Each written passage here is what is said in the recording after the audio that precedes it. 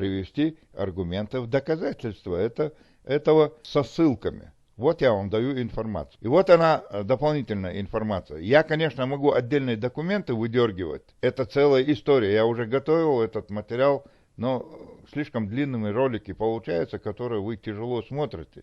А здесь факт. Берем вырезку из газеты, извиняюсь.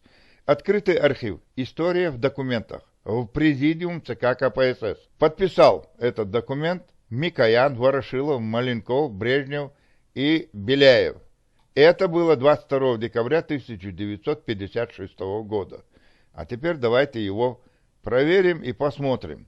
Комиссия по поручению Президиума ЦК с участием руководителей Грозненской области, Дагестанской, Северо-Осетинской ССР и представителей от чеченцев и ингушей рассмотрели вопрос о территории Чечено-Ингушской ССР. Это, заметьте, еще раз говорю, в 1956 году.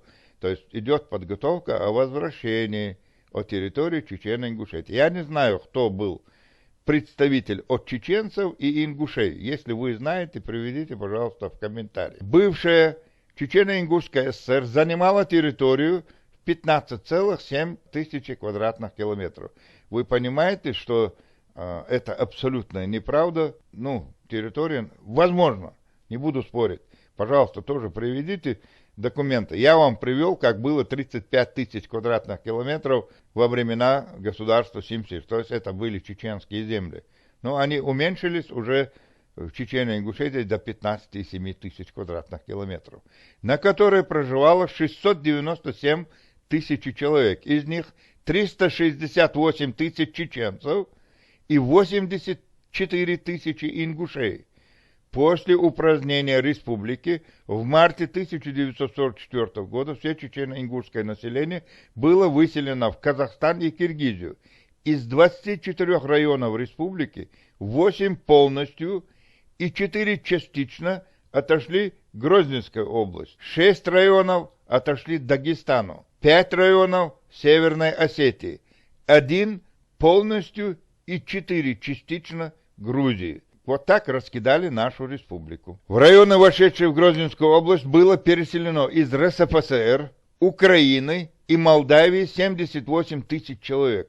Это к тому, что, конечно, мы в Советском Союзе жили дружно, братски, но на наши земли, которые сегодня пытаются похвалить, украинцы были, там, молдаване, все хорошие люди, там с ними несправедливо воюют и тому подобное. Но я думаю, что у нас поводов для искренней любви тоже сильно нету. Не могу ничего плохого сказать, но факт остается фактом. Украинцы и молдаване, 78 тысяч человек, переехали на территорию, которая принадлежала народу Нохчу и народу Валвая, то есть ингушам и чеченцам на сегодняшний день. На территории, отошедшей в Дагестанской ССР, переселилось из высокогорных районов республики 46 тысяч горцев. Друзья мои, я приводил много роликов, это 114 населенных пунктов, хуторков, сел и тому подобное, переехали на нашу территорию.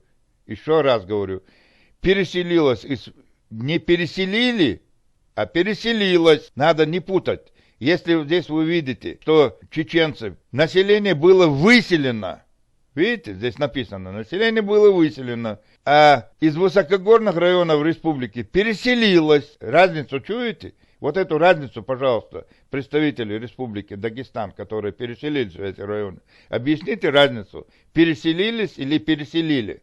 Что это означает? В районы, включенные в состав Северо-Осетинской ССР, переселили 55 тысяч человек. Переселилось, опять же, в том числе 26 тысяч осетин из высокогорных населенных пунктов Юго-Осетинской автономной области. То есть Южной Осетии 26 тысяч осетин переехало на наши земли чеченцев и ингушей. Автономной области. И 15 тысяч осетин переселилось из Северо-Осетинской ССР. Территория, вошедшую в Грузинскую ССР, осталась незаселенной. Теперь вам понятно, почему есть претензии как представителям народа осетин, как представителям народа Дагестана, и почему такой ярый, как с вами, нету у нас споров о не только территориях, о домах.